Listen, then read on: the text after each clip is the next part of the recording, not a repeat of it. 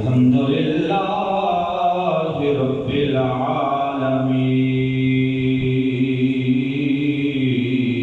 العالمین والعاقبۃ للمتقین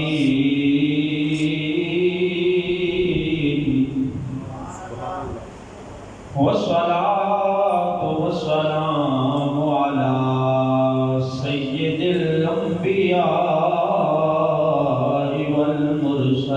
والمرسلین واصحابہ الہادین المہدیین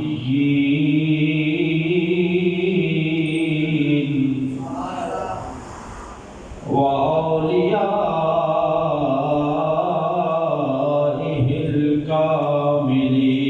الکاملین وعلماء ملتہ وأہل سنتہ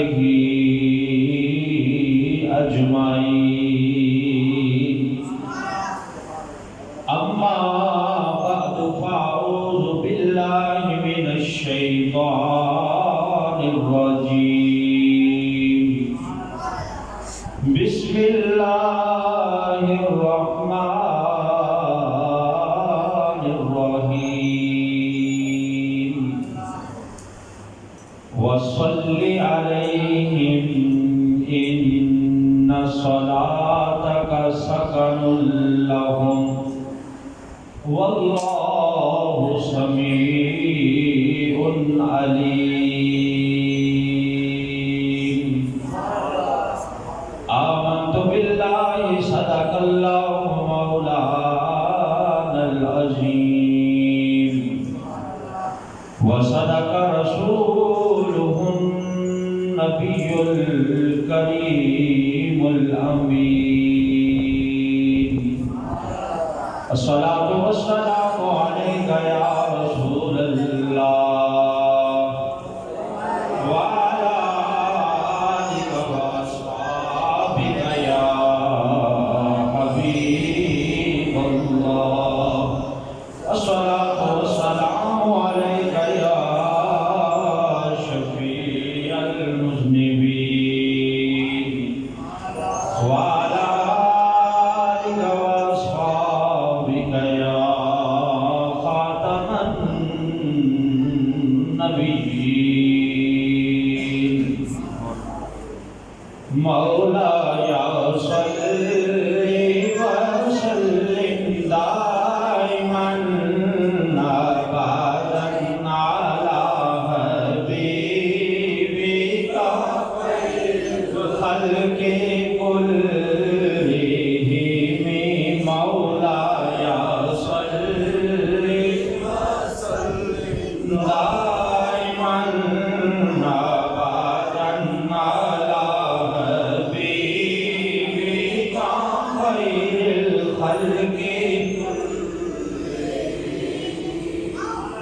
یا اکرم الخلق مالی من آلوذ به یا اکرم الخلق مالی من آلوذ به سواک عند حلول الحادث الأمم مولایا صلی وسلم دائما ابدا علی حبیبک خیر الخلق نہایت ہی عزت و احترام کے قابل برادران اسلام، آج جمعۃ المبارک کے خطبہ میں دعا کی برکات کے حوالے سے گفتگو ہوگی۔ یقیناً جو حالات چل رہے ہیں ان حالات میں ہم سب کو مخلص ہو کر خالصتاً اللہ کی طرف رجوع کرتے ہوئے دعا مانگنے کی ضرورت ہے کہ اللہ ان پریشانیوں سے، مسائل سے، مشکلات سے، بیماریوں سے اور معاشی مشکلات سے ہم سب کو نجات عطا فرمائے۔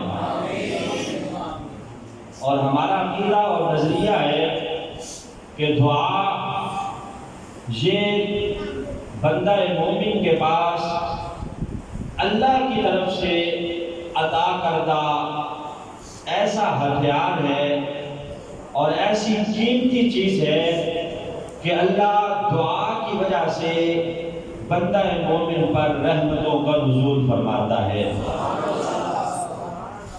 دعا کرنا، دعا کروانا یا کسی سے دعا لینا، یہ آپ یوں سمجھیں کہ انتہائی قیمتی چیز ہے۔ اگر کسی کے پیچھے کوئی دعا کرنے والا موجود ہے تو یوں سمجھیں کہ اللہ نے اس کے لیے رحمت کے دروازے کھول رکھے ہیں۔ اگر کوئی کسی کے لیے دعا کر رہا ہے یا بندہ کسی سے دعائیں لے رہا ہے یا دعائیں کروا رہا ہے تو یہ بندہ وہ ہے کہ اللہ نے اسے اپنے غضب سے بچنے کے لیے خود ڈھال عطا کر رکھی ہے کہ اس ڈھال کے ذریعے یہ آنے والے مسائل سے بچ جاتا ہے، مشکلات سے بچ جاتا ہے، اور دعاؤں کی وجہ سے اللہ اس کے اوپر اپنا کرم فرماتا ہے اور رحمتوں کا نزول فرماتا ہے۔ آپ نے دیکھا ہوگا کہ آج بھی ڈاکٹر جس مریض کا علاج کر کے تھک جاتے ہیں، ساری دوائیں آزما لیتے ہیں، جب اپنی طرف سے پورا جتن کر لیتے ہیں تو مریض کے گھر والوں کو کہتے ہیں کہ اب اسے گھر لے جاؤ۔ کیوں؟ کہ اب اسے دعاؤں کی ضرورت ہے۔ ہماری دوائیں اور ہماری تدابیر ختم ہو چکی ہیں، اب اس کے لیے دعا کرو کہ اللہ اسے صحت عطا کر دے۔ یعنی دوا بھی جہاں کام چھوڑ دیتی ہے وہاں دعا کا سہارا ہوتا ہے کہ اللہ بعض اوقات بندہ مومن کے ہونٹوں سے نکلی ہوئی دعا کی وجہ سے آسانیاں پیدا کرتا ہے اور لا علاج مرض میں مبتلا مریض کو بھی اللہ شفا عطا کر دیتا ہے۔ تو یہ دعا، یہ الگ بات ہے کہ آج کل دعا بھی نذرانے وصول کر کر کے لوگ دینا شروع ہو گئے، اس کو بھی بیچنا شروع کر دیا۔ لیکن علامہ اقبال کہتے ہیں کہ اگر نذرانہ لے کے بھی کوئی دعا مخلص ہو کے کر دے تو یہ سودا بھی گھاٹے کا نہیں ہے، یہ سودا بھی گھاٹے کا نہیں ہے۔ علامہ اقبال کہتے ہیں کہ میں بیٹھا تھا، میرے ساتھ ایک بزرگ بیٹھے تھے، ان بزرگ کے ہاتھ میں کسی نے آ کے 50 روپے تھمائے اور کہا کہ اے اللہ کے ولی میرے لیے دعا مانگے، میں نے 1000 روپیہ کسی کا قرض دینا ہے، اللہ آسانی پیدا فرمائے۔ علامہ اقبال کہتے ہیں کہ ان بزرگوں نے مجھے کہہ دیا کہ آپ دعا مانگیں۔ علامہ اقبال کہتے ہیں میں نے دعا مانگی، میں نے کہا یا اللہ اس بیچارے نے 1050 روپے کسی کا قرض دینا ہے، اس کے لیے آسانی پیدا فرما کہ یہ قرض ادا کر دے۔ اب ان بزرگوں نے کہا کہ میں نے تو کہا تھا کہ اس نے 1000 روپیہ قرض دینا ہے، آپ نے 50 بڑھائے کیوں؟ کہا یہ تو 50 آپ کو اس نے عطا کیے ہیں، یہ بھی تو بیچارہ کسی سے مانگ کے ہی لایا ہوگا، یہ بھی تو کسی سے قرض لے کے لایا ہوگا جو آپ کے ہاتھ میں اس نے دبائے ہیں۔ تو نذرانے وصول کر کر کے بھی علامہ اقبال کہتے ہیں 50 لے کے بھی اگر کوئی مخلص ہو کے دعا مانگ دے تو سمجھو یہ بھی گھاٹے کا سودا نہیں ہے، یہ بھی سودا بڑا قیمتی ہے کہ بندے نے مخلص ہو کے اس کے لیے دعا مانگ دی ہے۔ اب ایک ہوتا ہے بندے کا دعا خود مانگنا، خود بھی مانگتا ہے تو اللہ فرماتا ہے اجیب دعوت الداعی اذا دعان، جب بھی بندہ مانگتا ہے میں اسے عطا کرتا ہوں، میرے خزانوں میں کمی نہیں ہے۔ ایک خود مانگنا ہے، دوسرا کسی سے دعا منگوانا ہے، اور جس سے منگوائی جا رہی ہے وہ اللہ کا ولی ہے، تو قرآن کہتا ہے ان رحمت اللہ قریب من المحسنین، اللہ کی رحمت نیک بندوں کے قریب ہوتی ہے، خود مانگے گا تب بھی اللہ عطا فرمائے گا، کسی ولی سے منگوائی ہے تو اللہ جلدی عطا فرمائے گا۔ نعرہ تکبیر، نعرہ رسالت، نعرہ حیدری، کیونکہ ان رحمت اللہ قریب من المحسنین، رحمت اللہ کی ہے، لیکن اللہ فرماتا ہے میں نے اپنی رحمت کو محسنین کے قریب کر دیا ہے، اپنے نیک بندوں کے قریب کر دیا ہے۔ رحمت میری ہے، تم مانگو گے تب بھی عطا کروں گا، لیکن ان کے قریب رحمتیں زیادہ ہے، ان کے قریب بیٹھ کر ان سے دعا منگواؤ گے تو اللہ جلدی قبول فرمائے گا۔ تو اس لیے دعا کی حیثیات ہیں، ایک ہے بندے کا خود مانگنا، یہ بھی بڑی بات ہے، منگوانا یہ بھی بڑی بات ہے، اور سب سے بڑی بات یہ ہے کہ بندہ مانگے بھی نہیں، منگوائے بھی نہیں، بلکہ خود بخود کسی کے ہونٹوں سے دعا نکل جائے، دعا لے لینا، یہ سب سے بڑی بات ہے کہ بندہ اس کی خدمت اتنی کر رہا ہے کہ وہ خود ہونٹ ہلا رہا ہے اور اس خدمت کرنے والے کو دعائیں دے رہا ہے۔ تو دعا لے لینا یہ سب سے بڑا درجہ ہے کہ بندہ خدمت کر کے دعائیں لیتا رہے۔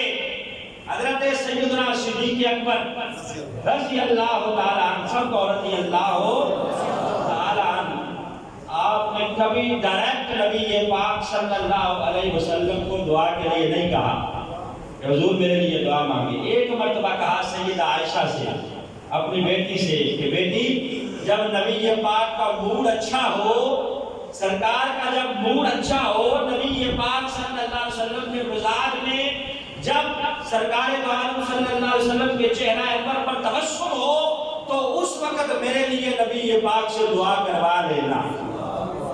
ایک مرتبہ کہا، وہ بھی ڈائریکٹ نہیں بلکہ سیدہ عائشہ سے، کہ میرے لیے دعا کروا لینا۔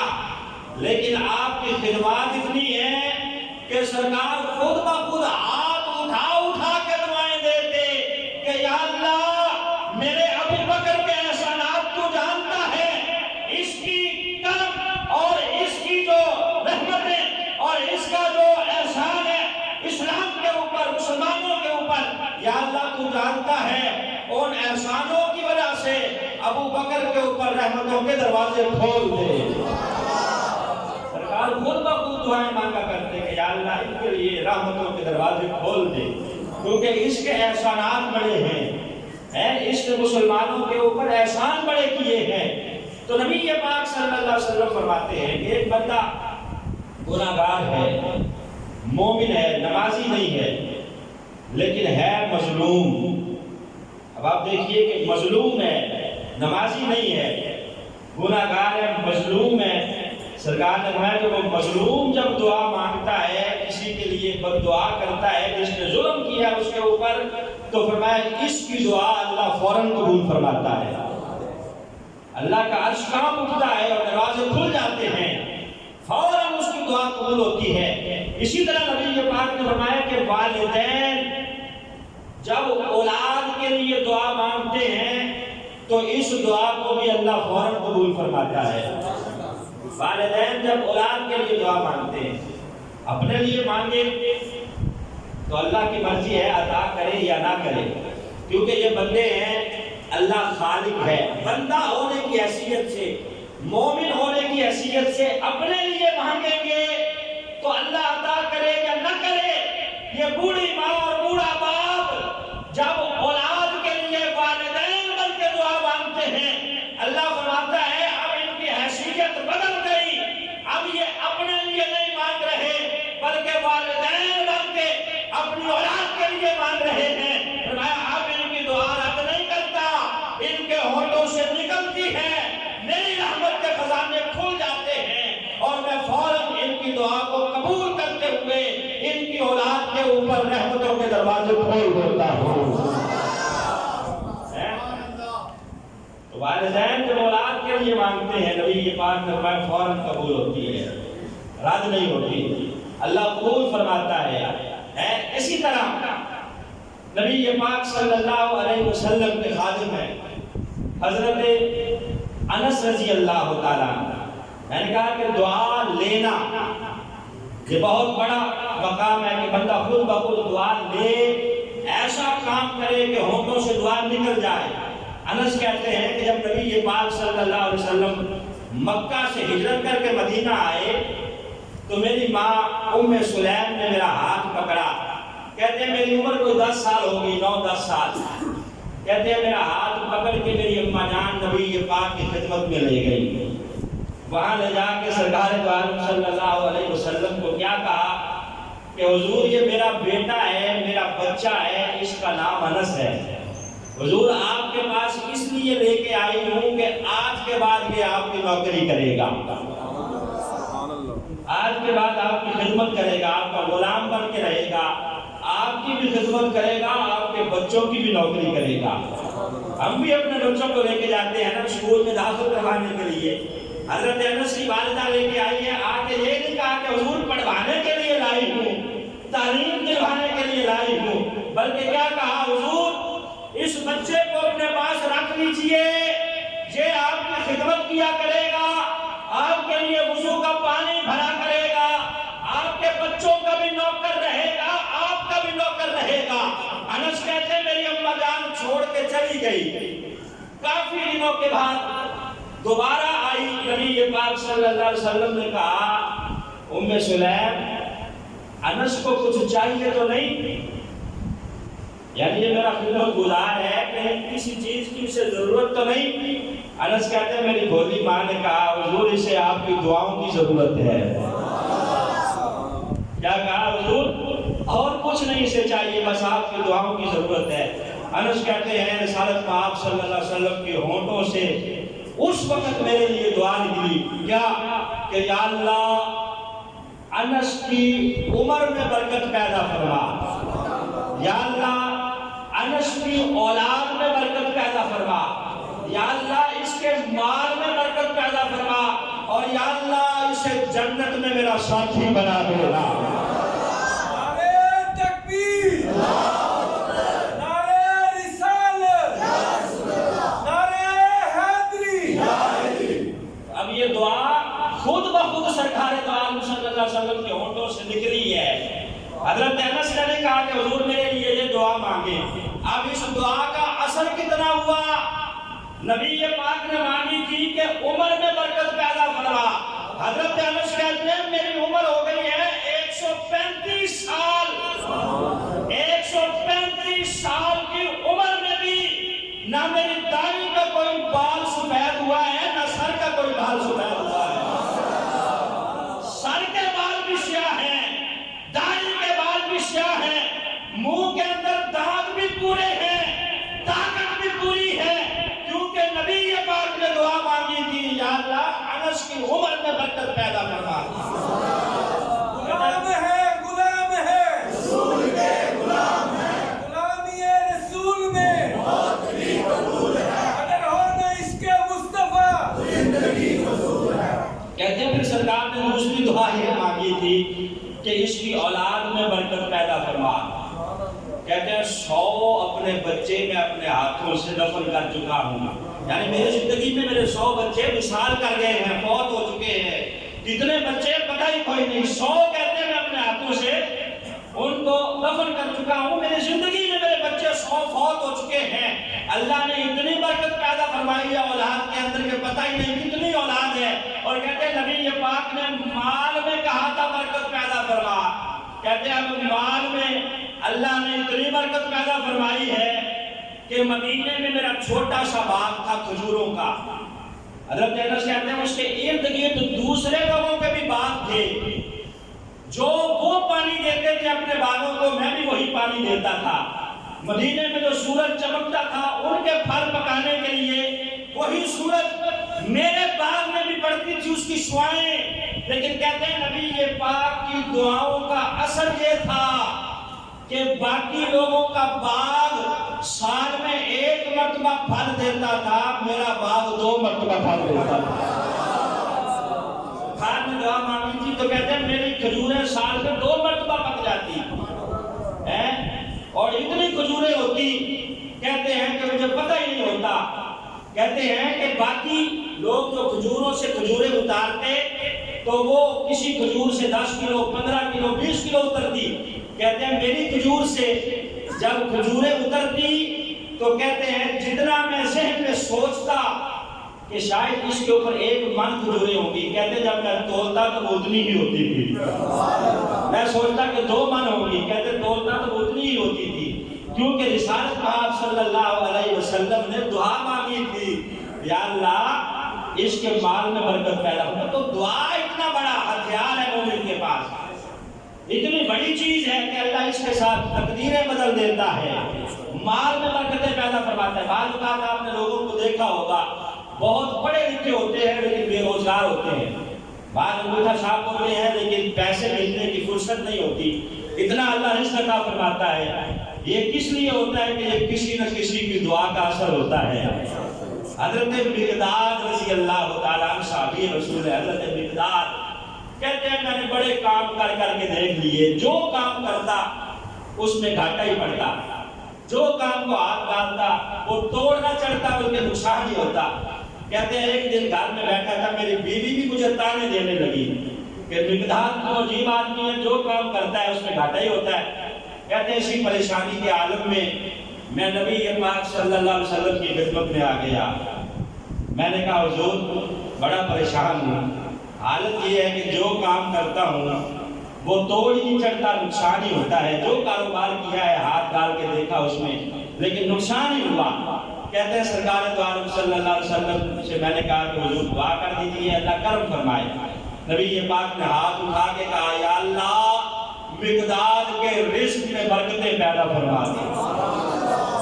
کہتے ہیں سرکار نے یہ کہا تو میں 605 میں تھا، میں نے فوراً پوچھ لیا، میں نے کہا حضور آپ نے دعا مانگ تو دی ہے لیکن اللہ اسباب کہاں سے پیدا کرے گا؟ ظاہری کوئی اسباب مجھے نظر نہیں آ رہا۔ سرکار مسکرا دیے، مسکرا کے چل دیے۔ ساتھ حضرت علی بیٹھے تھے، کہتے ہیں انہوں نے میرا بازو زور سے یوں پکڑ لیا، کہا یار تمہیں پتہ ہی نہیں ہے کہ سرکار نے دعا مانگ دی ہے، تم پوچھ رہے اسباب کہاں سے پیدا ہوں گے؟ ان کی دعا وہ ہے جو اسباب کی محتاج نہیں ہے، ان کے ہونٹوں سے نکلی ہے، اللہ قبول فرماتا ہے اور قبول فرما کے رحمتوں کے دروازے کھول دیتا ہے۔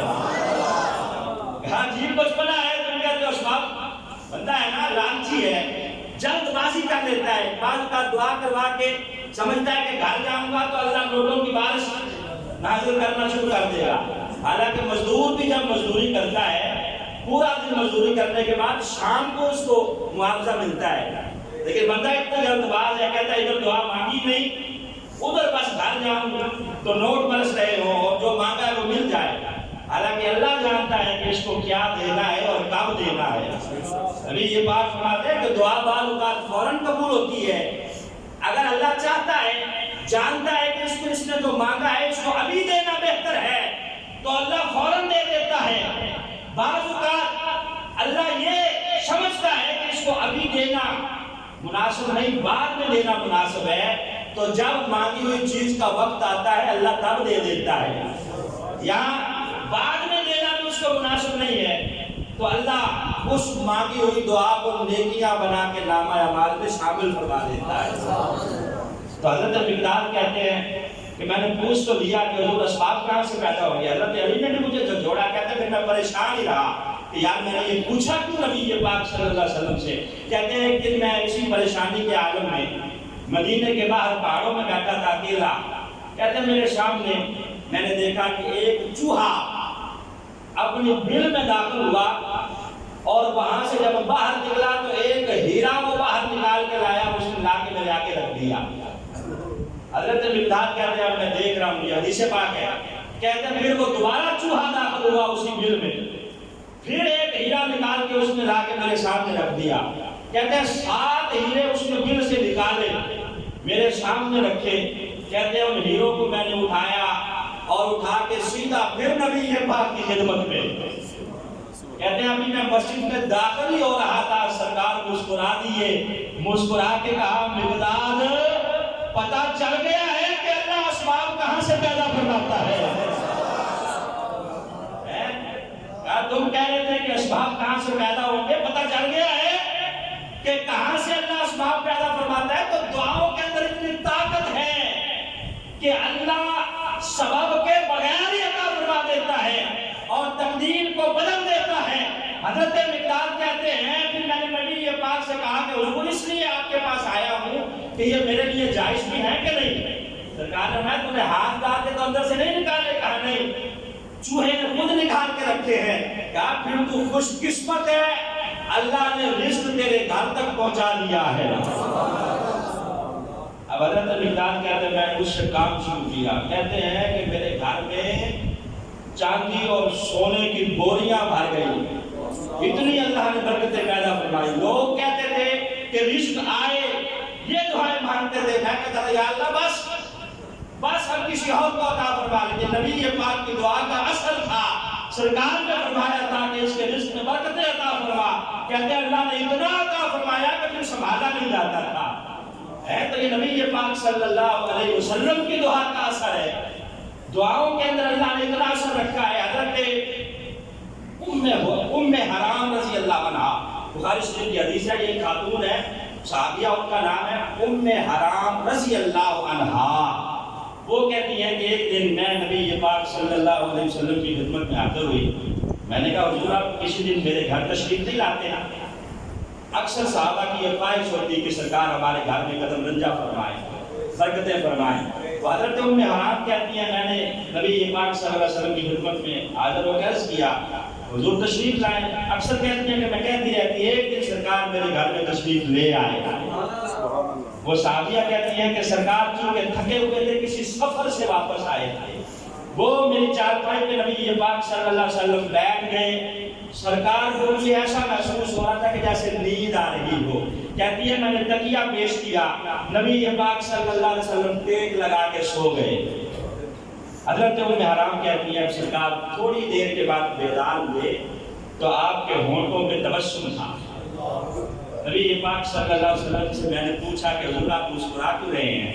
تو سرکار دو عالم صلی اللہ علیہ وسلم نے ارشاد فرمایا مسکرا اس لیے رہا ہوں کہ میری امت سمندروں میں بھی جہاد کرے گی۔ میں نے دیکھا ہے خواب میں کہ بحری بیڑوں پر اور کشتیوں پر مجاہدین سوار ہو کے جائیں گے اور سمندروں کے اندر بھی گھوڑے ڈال دیں گے، اللہ وہاں بھی ان کو فتح عطا فرمائے گا۔ سمندری جہاد کشتیوں کے اوپر، بحری بیڑوں کے اوپر بھی میری امت کرے گی۔ میں نے جب خواب میں یہ دیکھا ہے تو میں اس لیے مسکرا رہا ہوں۔ اب وہ صحابیہ کہنے لگی حضور آپ میرے لیے دعا نہیں کرتے کہ میں بھی اس وقت تک زندہ رہوں اور اس جہاد کے اندر میں بھی شریک ہو جاؤں جو صحابی بحری بیڑوں پر سوار ہو کے جہاد کریں گے۔ میں بھی چاہتی ہوں کہ ان کے ساتھ میں بھی شرکت کروں اور میں بھی اس وقت تک زندہ رہوں، جب وہ وقت آئے میں بھی دیکھوں اور میں بھی سمندری جہاد کا حصہ بنوں۔ نبی پاک صلی اللہ علیہ وسلم نے دعا مانگ دی، کہا جاؤ تم بھی اس بحری بیڑے میں شرکت کرو گی اور تم بھی سمندری جہاد میں حصہ لو گی۔ ہائے ہائے، رسالت آپ صلی اللہ علیہ وسلم کا مثال ہو گیا۔ وہ ام حرام اس وقت بوڑھی تھی جب نبی پاک نے دعا مانگی، اس وقت بھی بوڑھی تھی۔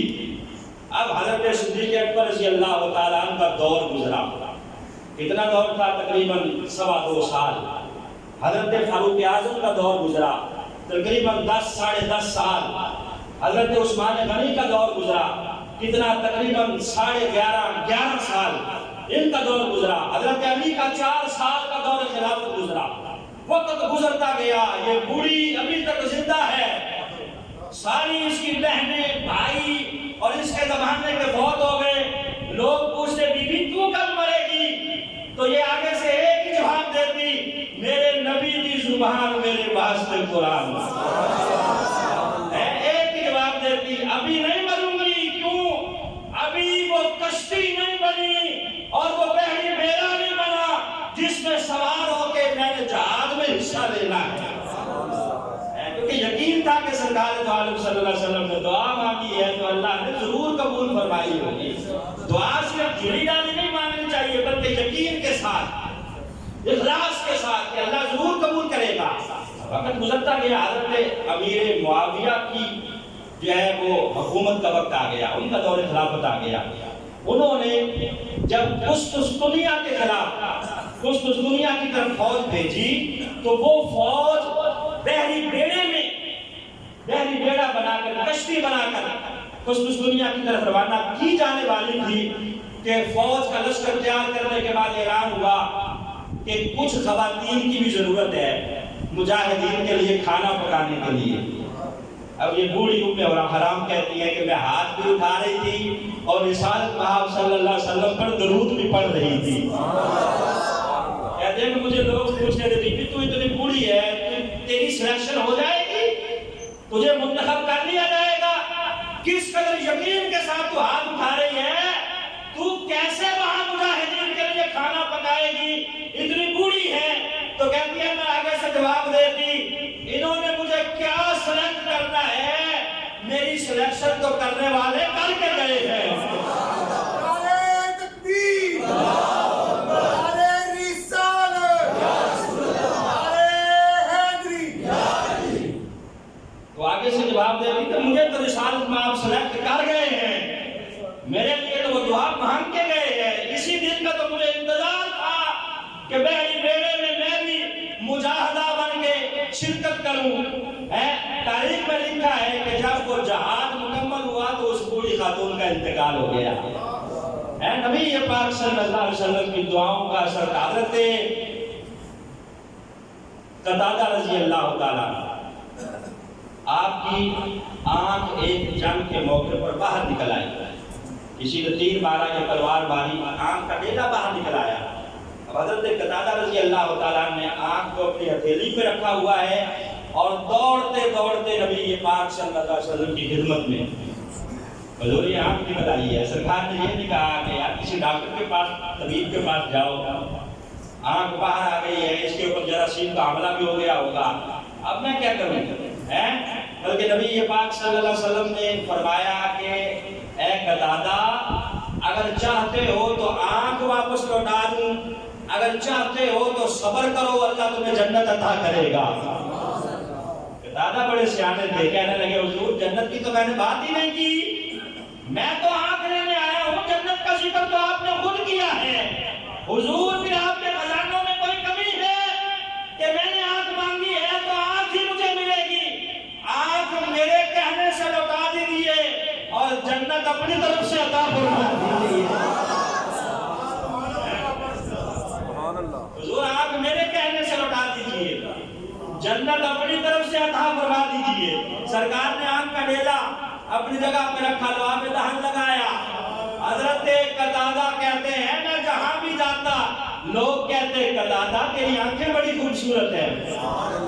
کہتے ہیں میں آگے سے جواب دیتا صرف آنکھیں ہی خوبصورت نہیں ہے، میں جنتی بھی بڑا پکا ہوں. لوگ کہتے ہیں یار ہم تیری آنکھوں کی بات کر رہے ہیں اور تو کہہ رہا ہے کہ میں جنتی بھی بڑا پکا ہوں. کہا جب سرکار نے آنکھ کا ڈیلا لگایا تھا تو میرے لیے جنت کی دعا مانگی تھی، اس لیے آنکھ بھی بڑی خوبصورت ہے اور جنتی بھی بڑا پکا ہوں. حضرت ابو ہریرہ کہتے ہیں کہ میں ساری زندگی نبی پاک کی خدمت کرتا رہا، گھر نہیں بنایا، سرکار کی احادیث نبی پاک کے سے سنتا اور لکھ لیتا. ایک دن کہتے ہیں کہ میرے ہاتھ میں ایک مٹی کا برتن تھا، مٹی کا نہیں بلکہ لکڑی کا توشادان تھا، اس میں چند کھجوریں تھی. کہتے ہیں میں نبی پاک کی خدمت میں حاضر ہوا اور کھجوریں نکال کے اس سے میں کھا رہا تھا. میں نے حضور سے کہا حضور ذرا دعا ہی کر دیجئے کہ اللہ اس میں برکت پیدا فرمائے. اب آپ دیکھ لیں دعاؤں کا اثر کتنا ہے اور صحابہ کی سنت ہے دعائیں کروانا. کیا کہا حضور دعا کر دیجئے اللہ اس کھجوروں میں برکت پیدا فرمائے. کہتے ہیں نبی پاک نے دعا مانگ دی. جب دعا کروا کے میں جانے لگا سرکار نے بلایا ابو ہریرہ ادھر آؤ. کہتے ہیں میں پاس ہوا، سرکار نے کہا ذرا کان میرے نزدیک کرو. کہتے ہیں میں نے کان نزدیک کیا، نبی پاک نے میرے کان میں کہا ابو ہریرہ اس برتن کو اونڈیلنا نہیں ہے، جب کھجوریں کھانی ہو ہاتھ नहीं होगी। नारे तकबीर, नारे रिसालत, नारे हैदरी। ये बात तो राज की थी, हज़रत अबू हुरैरा को सरकार ने कान में बताई थी, लेकिन अबू हुरैरा हम सबको बता गए रवायत करके। यानी उनका नजरिया ये था कि सरकार की इज्जत की बात हो, नबी ये पाक के मकाम की बात हो तो छुपाई नहीं जाती बल्कि जाहिर की जाती है। कहते हैं अब मैं बोलो शादान लकड़ी का बर्तन लेके घर चला गया। कहते हैं 30 साल तक मैं खजूरें खाता भी रहा और खिलाता भी रहा, आग डालता, जब जरूरत होती खा लेता, लोगों को बांट देता। लोग कहते मुझसे कि यार हमारी खजूरें तो दरख्तों पे लगती हैं, अबू हुरैरा तेरा बाप कहाँ है? अबू हुरैरा कहते हैं मैं कहता कि रिसालत में आपने मुझे दुआएं दी हैं, मेरे बाप पे खजूरें नहीं लगती बल्कि मेरे घर में खजूरों का कुआं मौजूद है, जब जरूरत होती है मैं हाथ डालता हूँ और निकाल के खा लेता हूँ। मेरे घर में खजूरों का कुआं मौजूद है। हज़रत अबू हुरैरा कहते हैं कि 30 साल बाद मेरा रिश्ते में भांजा लगता था बच्चा, वो मेरे घर आया, वो उस दो शादाब के पास गया, उस कमरे में जहाँ मैंने रखा हुआ था। कहते हैं कि वो उस बच्चे ने जल्दी से उसको उल्टा दिया। कहते हैं मैं दौड़ के करीब इसके कि मैं वहाँ पहुँचता, उसको रोकता, मेरे पहुँचने से पहले उसने उल्टा दिया। जब उसने उल्टा दिया तो वो सारी खजूरें खत्म हो गई, क्योंकि नबी ये बात फरमाया था उल्टाना नहीं है, इसे झाड़ना नहीं है, जब जरूरत हो हाथ डाल के निकाल लेना और खाते रहना। हज़रत अबू हुरैरा कहते हैं मुझे बड़ा दुख हुआ, मैंने घुटनों में सर दिया और देख के रोने लगा, शिद्दत के साथ रोया। कहते मैं बड़ा गमज़दा रहता। एक दिन मेरा साथी मुझसे कहने लगा अबू हुरैरा 30 साल तक तो खाते रहे हो खजूरें, अब अगर खत्म हो गई है तो परेशानी की इसमें वजह क्या है? परेशानी की क्या बात है? 30 साल खाई तो है। अबू हुरैरा कहने लगे यार दुख इस बात का है, नबी ये बात ने फरमाया था क़यामत तक खत्म नहीं होगी, मेरी ख्वाहिश थी कि मैं इसे बाद में आने वालों के लिए छोड़ के जाता, ये सरकार का लंगर क़यामत तक आने वाले उम्मती खाते रहते। कहते इसलिए मुझे दुख हो रहा है कि बच्चे ने वो शर्त खत्म कर दी है उन्हें के, परेशान इसलिए हूँ कि लंगर खत्म हो गया है, क़यामत तक के जो उम्मती है सरकार के वो इससे मालूम हो जाएंगे। तो दुआओं के अंदर बड़ा असर है, दुआ करवाया करें, खासकर इन हालात में बुजुर्गों से दुआ करवाएं कि अल्लाह रब्बुल इज्जत हम सब पे करम फरमाए और इन मुश्किल हालात से हम सबको अल्लाह निजात अता फरमाए। वाह खुदा या अल्हम्दुलिल्लाह रब्बिल आलमीन।